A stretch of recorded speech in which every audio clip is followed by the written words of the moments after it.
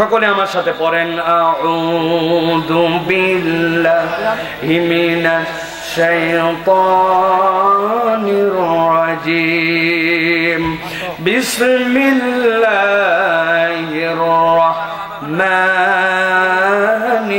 রাহিম ইন্নাল মুত্তাকিনা ফি জান্নাতিন ওয়া উয়ুন উদখুলুহা বিসালামিন আমিনিন। আমার আল্লাহ রাব্বুল আমিন বলছেন, দুনিয়ার মানুষ ভালো করে বোঝো, আমি রব্বুল আমিন তোমাদেরকে ঈমানের উপরে ইস্তেকামত থাকার আর আল্লাহকে প্রাপ্তির জন্য তোমাদের জন্য রাস্তা বলে দিলাম। তবে দুনিয়ায় অনেক মানুষ থাকবে যেই মানুষগুলা ভুলের উপরে ছিল, অন্যায়ের উপরে ছিল, অপরাধ করে ফেলেছিল। রব্বুল আমিন বলছেন, আমি আমার বান্দাদেরকে জাহান্নামের মধ্যে দেওয়ার জন্য সৃষ্টি করি নাই, আমি আমার বান্দাকে জান্নাতে নেওয়ার জন্যই সৃষ্টি করেছি। আল্লাহ রাব্বুল আমিন সাইয়েদনা আদম আলাইহিস সালামকে সৃষ্টির পরে জান্নাতে নিলেন। জান্নাতে নেওয়ার পরে রব্বুল আমিন সেখান থেকে দুনিয়ায় পাঠালেন। চাইলে আল্লাহ সরাসরি দুনিয়ায় দিতে পারতেন, কিন্তু আল্লাহ দুনিয়াতে যা সৃষ্টি করেছেন সব সৃষ্টিগুলো রব্বুল আলামিনের তিন ধরনের। একটা হচ্ছে ক্ষণস্থায়ী, আর একটা দীর্ঘস্থায়ী, আর একটা চিরস্থায়ী। রব্বুল আলামিন চিরস্থায়ী হিসাবে যে একটা সৃষ্টি করেছেন সেইটা হচ্ছে মানুষ। আল্লাহ রব্বুল আমিন মানুষের রূহকে মানুষের জেসেদের সাথে, মানুষের শরীরের সাথে, জাসাদের সাথে লাগায় দিলেন, ওইটা আবার আলাদা হয়ে গেল। কিন্তু আল্লাহ রাব্বুল আমিন ওইটাকে ইল্লিনে নিলেন। আল্লাহ রাব্বুল আমিন এরপরে কিয়ামতের দিনে তাকে আবার উত্তোলন করবেন। এরপরে রব্বুল আমিন তার জন্য জান্নাত বা জাহান্নামের ফয়সালা করবেন। রব্বুল আমিন বলছেন, ওই বান্দাদের জন্য আমি রব বলে দিচ্ছি, ইন্নাল মুত্তাকিনা ফি জান্নাতিন ওয়া উয়ুন। তোমাদের মধ্যে যারা আল্লাহর তাকওয়াদার বান্দা হবে, আমি রব্বুল আমিন তাদের ডেস্টিনেশন বললাম, তারা আল্লাহর দেওয়া উদ্যান আর রব্বুল আলামিনের ঘোষিত বিশাল বিশাল রব্বুল আলামিনের ঝর্ণা ধারার মধ্যে তাদেরকে রাখবেন। রব্বুল আমিন বলছেন, উদখুলুহা বিসালামিন আমিনিন। আমি আমার বান্দাকে ডাক দিয়ে বলবো, তোমরা এখানে নিরাপত্তার সাথে প্রবেশ করে যাও।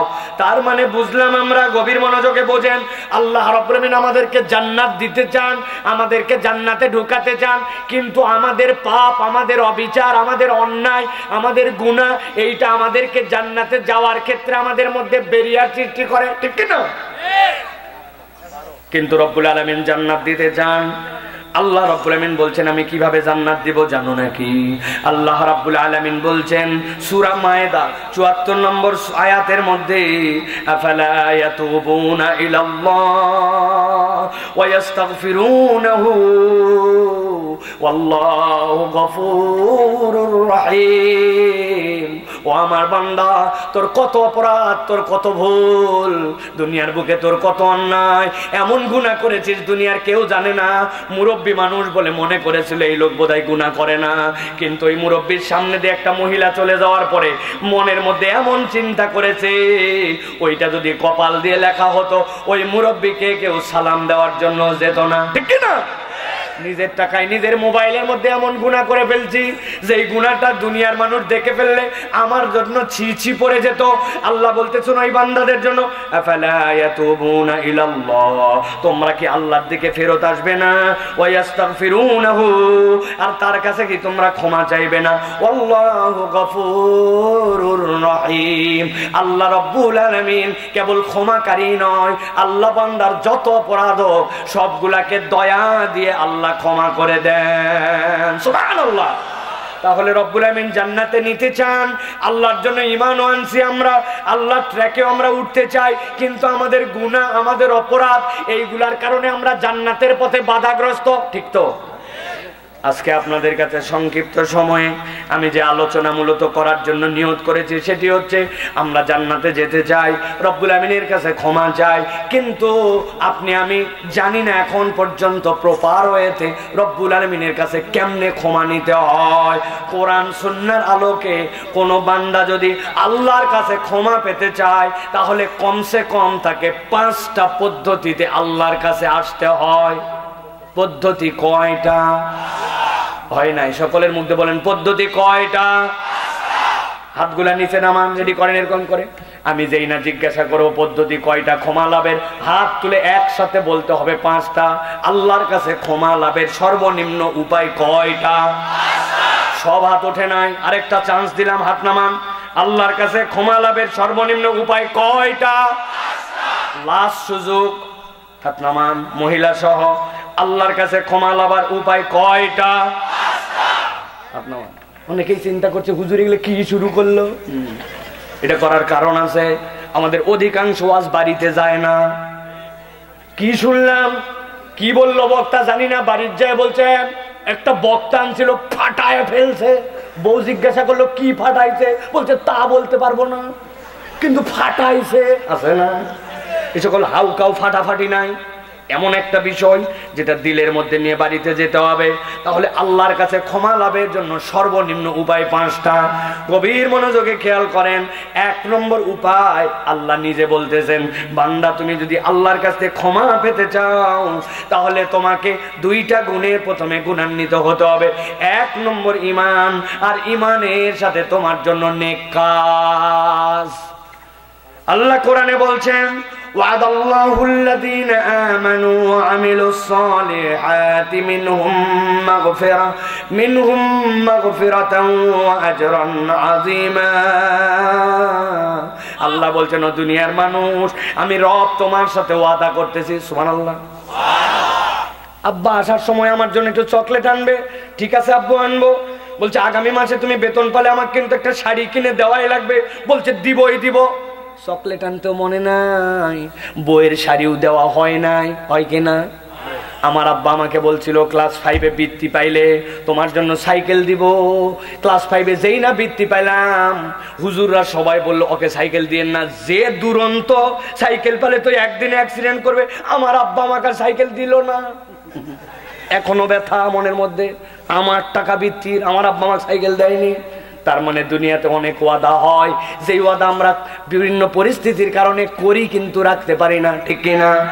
কিন্তু খেয়াল করেন আল্লাহ কি বলছেন, ওয়াদাল্লাহুল্লাযীনা আমানু, আমি রব্বুল আলামিন নিজে ওয়াদা করতেছি।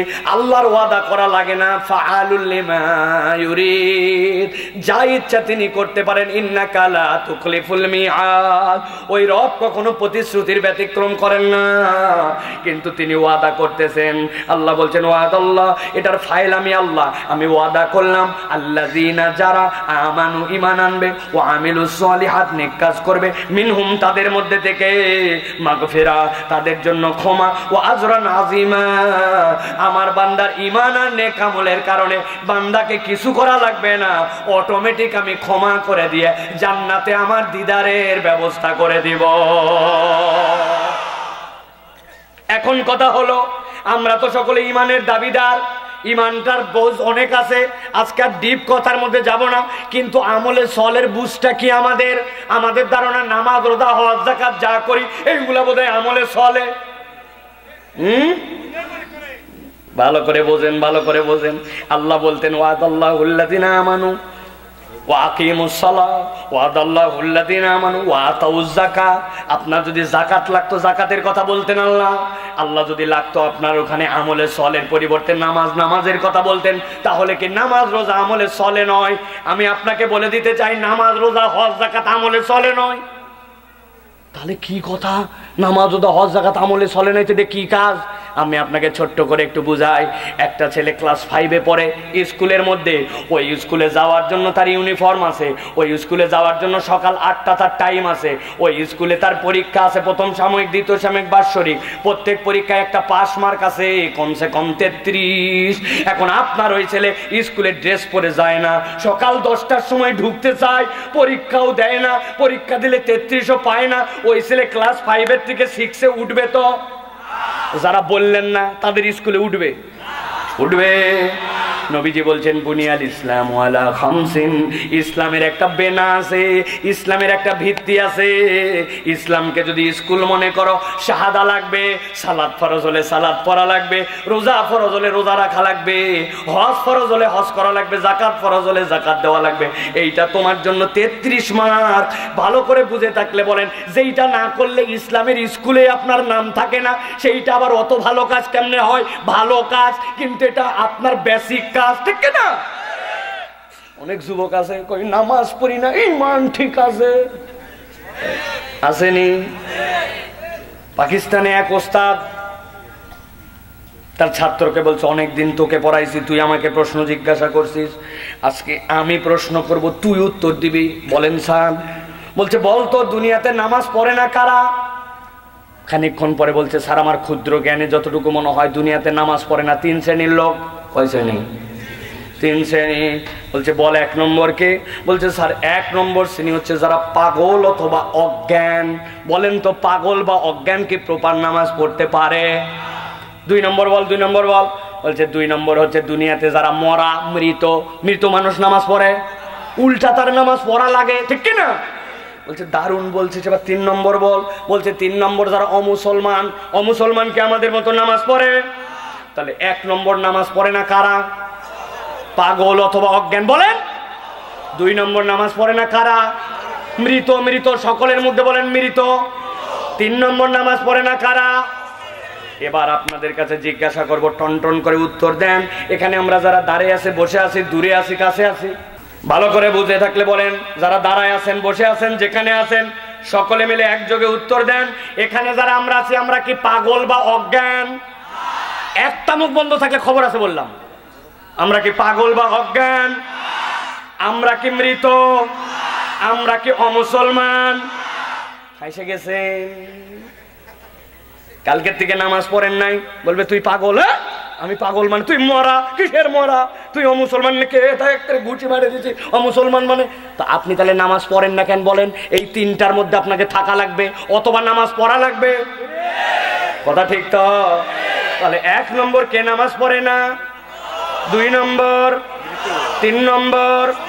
মনে থাকবে তো? কালকের থেকে মসজিদ চেক হবে। 2 কোটি টাকাতে মসজিদ বানাইছি, মুসল্লি নাই। মসজিদ আপনার কি লাভ করবে? আপনি কালেকশন করেন, মুসল্লি কালেকশন করেন।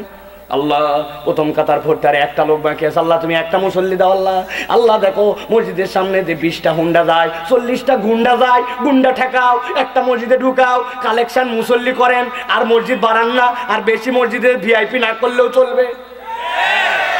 দেনাগুলা শোধ দিয়ে মুসল্লি বাড়ানোর কার্যক্রম নেই। ফজরে 1 কাতার হয় না, 2 তলা 7 ডালাই হয়ে গেছে।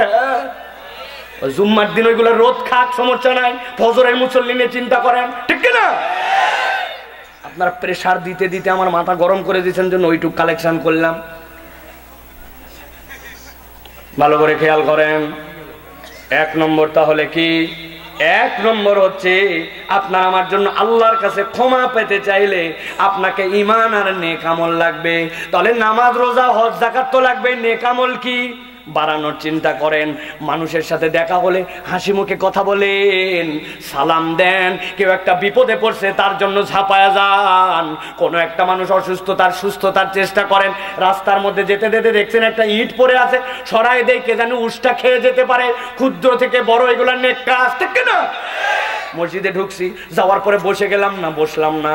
মসজিদে ঢুকে 2 রাকাত তাহিয়াতুল মসজিদ পড়লাম, 2 রাকাত দুখুলুল মসজিদ পড়লাম, 2 রাকাত তাহিয়াতুল ওযু পড়লাম। এরপরে এমনি বসে নাই, একটু কোরআন পড়লাম। সুযোগ পাইছি একটু নফল নামাজ আদায় করলাম। সোমবার দিন রোজা রাখলাম, বৃহস্পতিবার দিন রোজা রাখলাম। আইয়ামে বীজের রোজাগুলা রাখতে শুরু করলাম। যেই দিন রোজা রাখি ওই দিন তো সাহরি করা লাগে। তাহলে সাহরির শেষ ওয়াক্ত মানে ফজর শুরু, তার মানে রাত পর্যন্ত আমার তাহাজ্জুদের সুযোগ আছে। আমি একটু তাহাজ্জুদের নামাজের জন্য চেষ্টা করলাম। বান্দা খুঁজে খুঁজে খুঁজে খুঁজে নেক আমল বাড়াবে। আল্লাহ বলছেন ঈমান আনার পরে যেই বান্দা নেক আমল বাড়াবে, আমি আল্লাহ বললাম মিনহুম মাগফিরাতাও ওয়া আজরান আযীমা। আমার বান্দার জন্য আমি অটোমেটিক ক্ষমা করব আর আমার বান্দাকে আমি জান্নাতে দিদার দিয়ে দিব। সুবহানাল্লাহ। 1 নম্বর হচ্ছে ঈমান এবং নেক আমল ক্ষমা লাভের উপায়। ক্ষমা লাভের সর্বনিম্ন উপায় কয়টা? Thank you. ভালো করে খেয়াল করেন। এবার 2 নম্বরে আল্লাহ রাব্বুল আমিন বলছেন, কোন বান্দা যদি আল্লাহর কাছে ক্ষমা পেতে চায়, আমি রব্বুল আমিন তাকে বলে দিলাম, ক্ষমা পেতে চাইলে আল্লাহর কাছে ক্ষমা চাওয়া লাগবে।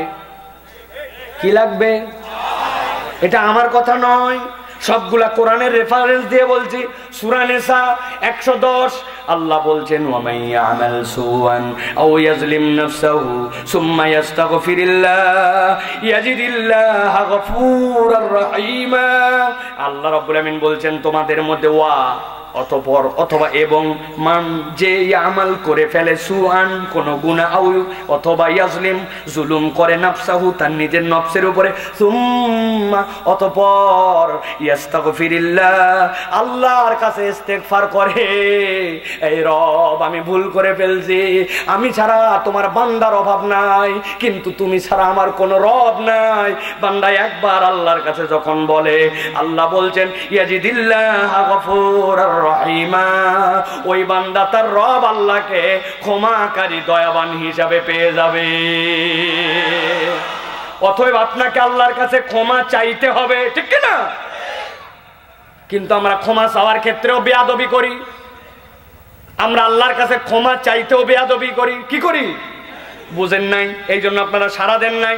দেখেন তো এই বেয়াদবিটা আপনার এলাকায় আছে কিনা। ইমাম সাহেব আত্তাহিয়াতু দরুদ শরীফ এরপরে দোয়া মাসুরা পড়ে আসসালামু আলাইকুম ওয়া রাহমাতুল্লাহ, আসসালামু আলাইকুম ওয়া রাহমাতুল্লাহ, আসেনি? বুঝে বলেন আসেনি? বা ওটা ইমাম সাহেবেরটা বাদ দিলাম, আপনার ব্যক্তিগত নামাজ আরো আগে। কি বলছেন আপনি? কি বলছেন আপনি? ভালো করে বোঝেন। আপনি বলে কি এই যে আমাদের সম্মানিত অতিথি আছেন, এলাকার দায়িত্বশীল আছেন, চেয়ারম্যান সাহেব আছেন, আপনার এখন একটা বয়স্ক ভাতার জন্য আপনার একটা চরিত্রী সার্টিফিকেট দরকার। কি দরকার? চেয়ারম্যানের কাছে আপনি গেছেন, যাওয়ার পর বলছে মাননীয় চেয়ারম্যান সাহেব আমার কিন্তু বয়স হয়ে গেছে, আমার জন্য একটা চরিত্রী সার্টিফিকেট দরকার, দ্রুত আমার সার্টিফিকেট দেবেন। আসসালামু আলাইকুম। চেয়ারম্যান বলছে ছাগলটা কোত্থেকে আইছে? কথা বলেন। আপনার কাছে কোন একটা ফকির আসছে, তার মেয়ের বিয়ে, আপনার কাছে বলছে আপনার বাড়িতে আসছে তাড়াতাড়ি করে আপনার জন্য আমার মেয়ের বিয়ে, কিন্তু সামনে বিয়ের জন্য আমার টাকা পয়সা দরকার, আমার টাকা পয়সা অনেক ঘাটতি আছে, আর আপাতত 500 টাকা আপনাকে দিতে বলে। আসসালামু আলাইকুম। থাপ্পড়ে ব্যাককল কথা। মেয়ের বিয়ের টাকা তুলতে আসছে, বেয়াদব বলবেন কিনা? একটু বিবেচনা করে দেখেন, কলিজাটা উজাড় করে দিয়া রব্বানা আতিনা ফিদ দুনিয়া হাসানা, আপনি আপনার রবের কাছে আবেদন দিবেন, যেই রবের থেকে আর বড় কেউ নাই, যিনি সবচেয়ে বড় শানওয়ালা, তিনি একমাত্র আমার মালিক, তিনি দিতে পারেন। অথচ বান্দা এমন ভাবে আল্লাহকে বলে, রব কেবল দয়াবান বলে আল্লাহ বাঁচায় রাখছেন, তাছাড়া ঠাডা ফেলে শেষ করে দেওয়া দরকার। ও বেয়াদবের মতো কি চাওয়ার ক্ষেত্রেও বেয়াদবি। এইটা যদি বাহিরে আপনি আসতে পারেন আর ইস্তেগফারের মতো ইস্তেগফার করতে পারেন, আমার নবী বলছেন আল্লাহ কেবল ক্ষমাই করবে না, রব্বুল আলামিনের কাছে ক্ষমা চাওয়ার কারণে আল্লাহ তোমাকে আরো 3টা নিয়ামত দিবে। সুবহানাল্লাহ। 1 নম্বর কঠিন বিপদ থেকে উদ্ধার, 2 নম্বর দুশ্চিন্তা দূর, 3 নম্বর আপনার রিজিকের যা টানাটানি আছে আল্লাহ সবগুলা দূর করে দিবে। ক্ষমা লাভের তাহলে দ্বিতীয় উপায় আল্লাহর কাছে ইস্তেগফার করা লাগবে, ঠিক কি না? করবেন তো? 3 নম্বরে আল্লাহ রাব্বুল আলামিন বলছেন, বান্দা যদি আল্লাহ রাব্বুল আলামিনের কাছে ক্ষমা পেতে চায় তাহলে বান্দাকে তওবা করতে হবে। কি হুজুর, তওবার ইস্তেগফার তো আমরা একই মনে হয়। জি না, তওবার ইস্তেগফারের মধ্যে যোজন পার্থক্য আছে। পার্থক্যটা কি? পার্থক্য আল্লাহ বলছেন তুবু ইলাল্লাহি তাওবাতান নাসুহা। আরবিতে নাসুহা শব্দটা 2টা ধাতু থেকে আসছে, হয়তো ওটা নাসাহাতুন অথবা নাসাহাতুন। যদি নাসাহাতুন থেকে হয় তাহলে তার অর্থ হচ্ছে ফিরে আসা, আর যদি এটা হয় নাসাহাতুন থেকে তার মানে ভাঙা সম্পর্ক, জোড়া লাগানো। কাঁথা সেলাই করেছেন, বাপের লুঙ্গি, মায়ের শাড়ি, বিছনার চাদর 3টা মিলায়া সন্তানের জন্য কাঁথা সেলাই করছেন, জোড়া লেগে গেছে। আল্লাহ বলছেন তওবা হচ্ছে রবের সাথে ভাঙা সম্পর্ক জোড়া লাগানো। আল্লাহর কাছে বলছেন এই রব, আগে ভুল করেছিলাম, ভবিষ্যতে করব না, এখন অনুতপ্ত হৃদয় নিয়ে তোমার সামনে আসলাম। এই দিল হাজির করে তারপরে ইস্তেগফার করতে হয়। কোন বান্দা যদি একবার আল্লাহর কাছে তওবা করে, আল্লাহ বলছেন আমি তওবা কবুল করার জন্য সদা প্রস্তুত আছি। আল্লাহ কোরআনে বলছেন ওয়া হুয়াল্লাযী ইয়াকবালুত তাওবাতা আন ইবাদিহি ওয়া ইয়াফু আনিস সাইয়্যাত ওয়া ইয়ালামু মা তাফআলুন। আমার আল্লাহ বলছেন ওই রব তো সেই রব যিনি তোর তওবা কবুল করেন তার বান্দা থেকে। ওই আফওয়ানিস সাইয়্যাত, কেবল তওবা কবুল করেন না, তার সব গুনাহ খাতা মাফ করে দেন। আর আল্লাহ বলছেন জেনে রাখ, জেনে রাখ, দুনিয়ার কেউ না জানতে পারে তোর সব গুনাহগুলো আমি আল্লাহ জানি। ছোটবেলা এখন বুজুর্গ মুরব্বী, কিন্তু এক বাড়ির সামনে একটা বড়ইয়ের গাছ ছিল, ঢেল মারে দিছিলাম আমি হুজুর, আমি হুজুর। নদীর ধারে আমাদের বাড়ি, ঢেল মারে দেওয়ার পরে ঝরঝর করে বড়ই পড়ছে, সবগুলা বড়ই নেই নাই, সুনিমুনি যেইগুলা বুলবুলি বড়ই ওইগুলা 4-5টা নিয়ে পকেটে ঢুকাই আমি হুজুর, একদম সুফি সাহেব। বাড়িওয়ালার পরে বাইরে হয়ে বলছে চাই কে ঢেল মারলো রে, দেখছে এটা তো হুজুরের মারতেই পারে না। এই কাম আমি হুজুর না, বহু লোক এখানে আমরা করেছি। বুঝানোর জন্য বললাম আমার গুনাহ আমার মনে নাই, কিন্তু আমার আমল নামার মধ্যে লেখা আছে কিনা। আমার আল্লাহ বলছেন ওয়ায়ালামু মা তাফআলুন, আমার বান্দা তুমি যা করছো সব আল্লাহর কাছে আছে, একবার তওবা করে ফেরত আয়, আমি বান্দা তোর যত গুনাহ সবগুলা আল্লাহ মাফ করে দিবে। তাহলে 1 নম্বর ঈমান আর নেক আমল, 2 নম্বরে আল্লাহর কাছে ক্ষমা চাওয়া, 3 নম্বরে তওবা, আর 2টা বাকি আছে বলবো বলবো। এরপরে সময় দিবেন অন্ততপক্ষে 2 থেকে 2.5 ঘন্টা। প্রিয় ভাইরা, 4 নম্বর তাকওয়া অর্জন করা। কি করা? ক্ষমা লাভের উপায় তাকওয়া অর্জন করা।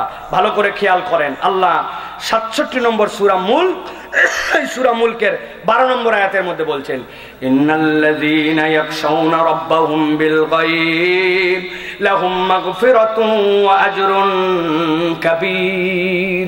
আল্লাহ বলছেন ও দুনিয়ার মানুষ, তোমাদের মধ্যে থেকে যারা তোমার রবকে ভয় করো, ওই ভয়টা কি রকম যে তোমার রবের গায়েবের প্রতি তুমি বিশ্বাস করো। গায়েব কি ভাই? জাহান্নাম আছে দেখছি আমরা, বিশ্বাস করি কিনা? জান্নাত আছে দেখছি আমরা, বিশ্বাস করি কিনা? মিথ্যা বললে শাস্তি হবে, এই শাস্তি কি দেখছি আমরা? গীবত করলে গুনাহ হয়, গুনাহ দেখতে পাইছি আমরা। আল্লাহ বলছেন বান্দা এই বুঝটা যদি তোমার থাকে, ইন্নাল্লাযীনা ইয়াখশাউনা রাব্বাহুম, আমি আমার রবকে ভয় করি, আমার সামনে দাঁড়াতে হবে, মাকামা রাব্বিহি, রবের সামনে আমাকে দাঁড়াতে হবে। এই ইমানদার মানুষ যতদিন পর্যন্ত দেশে তৈরি করা যাবে না, ততদিন পর্যন্ত যত সিসি ক্যামেরা আর যত দুর্নীতি দমন কমিশন বানান, দেশ কখনো আপনি প্রপারলি চেঞ্জ করতে পারবেন না। আগে ছিল চোর, এখন হয়েছে ডাকাত, ঠিক কিনা? যেগুলা রাস্তার খোয়া বালু খাইলো, যেটা রাস্তার সবগুলা শেষ করে ফেললো, দেশের টাকা বিদেশে পাচার করলো, ওইগুলা কি মনে হয় আপনার? শিক্ষিত না অশিক্ষিত? শিক্ষিত চোর, শিক্ষিত ডাকাত, তার মানে সুশিক্ষা তার মধ্যে ঢোকে নাই। আল্লাহ বলছেন তুমি যদি ক্ষমা পেতে চাও, আমি আল্লাহ বললাম আল্লাহকে ভয় করে চলা লাগবে, ঠিক না? আল্লাহর ভয় অটোমেটিক আসবে না, কোরআন হাদিস অনুযায়ী এর টাচে থাকতে হবে। মানুষ যেন ওই লেপ যেরকম গায়ে দিলে গরম থাকে, কোরআন হাদিস দর্স মাহফিল তালিম এইগুলোর মধ্যে বান্দা থাকলে তার অন্তরটা গরম থাকবে। তাছাড়া ওই বিড়ি খোরের সাথে ঘুরলে তো আপনি বিড়ি খাবেন, আবার ঈদের মধ্যে বিড়িও খাবে না, বলবে কতদিন বিড়ি খাওয়া যায়, এখন গাজান, ঠিক কিনা? বেনামাজির সাথে থাকলে তো বেনামাজি হবেন আপনি। এই জন্য আল্লাহ বলছেন ভালো মানুষদের সাথে থেকে আল্লাহকে ভয় করা শিখো, আল্লাহ অটোমেটিক তোমাকে মাফ করতে থাকবেন। সুবহানাল্লাহ বলেন। সর্বশেষ 5 নম্বরে আল্লাহ বলছেন কেউ যদি আল্লাহর কাছে মাপ পেতে চায়, তাহলে ওই বান্দার জন্য দান খয়রাত লাগবে। যেই বান্দা দান খয়রাত করে না, আল্লাহর কাছ থেকে ক্ষমা পায় না। আমার নবী ছিলেন দানবীর নবী সাল্লাল্লাহু আলাইহি ওয়াসাল্লাম, তার সকল সময়ের যে পরিমাণ সম্পদ আসতো তিনি সর্বোচ্চ দান করতেন। একজন মহিলা আসছে নবীজির কাছে 5টা খেজুর আর একটা শসা নিয়ে, নবীজি ওইটা গ্রহণ করে তার বদলে 1 বাটি ভর্তি করে স্বর্ণালংকার দিয়ে দিচ্ছেন তাকে। সুবহানাল্লাহ।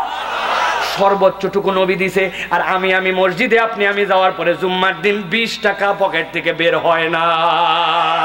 জুমার মুসল্লি 500 হলে যদি আপনি 20 টাকা করে দেন, তাহলে 500 মুসল্লি দিয়ে যদি 20 টাকা করে গুণ দেন, কয় টাকা হয়? কয় টাকা হয়? 10,000 টাকা হওয়ার কথা, কিন্তু 500 মুসল্লি যায়, 400 টাকা হয় না, 500 টাকা হয় না। নিয়ত করেন আগামী জুমা থেকে 20 টাকার নিচে মসজিদে দিব না। ইনশাআল্লাহ না, বলতে হবে। বলেন পারবেন ইনশাআল্লাহ? ইনশাআল্লাহ। এটা যেন মনে থাকে তার জন্য একটা কৌশল আছে, বলে দিব। বলবো? ছোট বাচ্চা কাচ্চা সকলে, ছাত্র শিক্ষক, কোন আপনি স্টুডেন্ট লাগাইছেন, চা খায় 10 টাকার ফ্লেক্সি লোড করে, ওই জায়গায় আপনার স্টুডেন্ট থাকে না, আপনি মসজিদে জুম্মার দিন 20 টাকা দিবেন না কেন? দিতেই হবে আপনাকে আগামী জুমার থেকে। রাজি আপনারা? নাকি অভাবে পড়ে যাবেন 20 টাকা দিলে? দিবেন তো ইনশাআল্লাহ। যারা যারা দিবেন নিয়ত করছেন, মাথায় টুপি থাকলে টুপি খোলেন, খোলেন, একবার খোলেন, তাড়াতাড়ি খোলেন, সময় নাই আমার, বলছে 1 মিনিট। এই টুপি খোলা, 20 টাকা দিবে না? সব টুপি খোলেন, সবগুলা আপনার মাথায় যে আছে ওটাই খোলেন, মাফলার খোলেন। খুলছেন সবাই? যারা 20 টাকা দিবেন না তারা খুলবেন না, তারা সবাই খোলেন। আমিও তো খুলছি। কি বাবা দিবেন না 20 টাকা? মনে রাখার জন্য বলতেছি, এটা আমার কোনো স্বার্থ নাই এই জায়গায়। এবার টুপি পরে নেন, সব টুপি পরেন, আল্লাহ যেন মনে করায় দেয়। বলেন আল্লাহুম্মা আমিন। আল্লাহ রাব্বুল আলামিন কবুল করবে, আল্লাহুম্মা আমিন। প্রিয় ভাইরা, দান খয়রাত আমাদেরকে বিপদ মুক্ত করে দেয়, আল্লাহ রাব্বুল আলামিনের ক্ষমার দিকে আমাদেরকে নিয়ে যায়।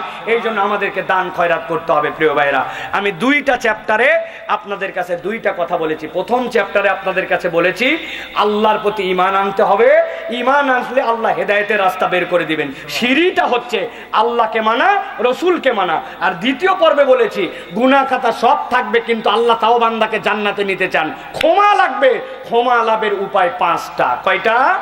1 নম্বর বলেছি ঈমান এবং নেক আমল, 2 নম্বর বলেছি আল্লাহর কাছে ক্ষমা চাওয়া, 3 নম্বর বলেছি তওবা, 4 নম্বর বলেছি তাকওয়া অর্জন, 5 নম্বর দান খয়রাত। আমরা যদি এইটার মধ্যে ঢুকতে পারি ইনশাআল্লাহ আল্লাহ আমাদেরকে ক্ষমা করে দিয়ে প্রিয় পাত্র হিসেবে কবুল করে নিয়ে রব্বুল আলামিন আপনাকে আমাকে জান্নাতের উপযুক্ত করে দিবেন। বলেন আল্লাহুম্মা আমিন।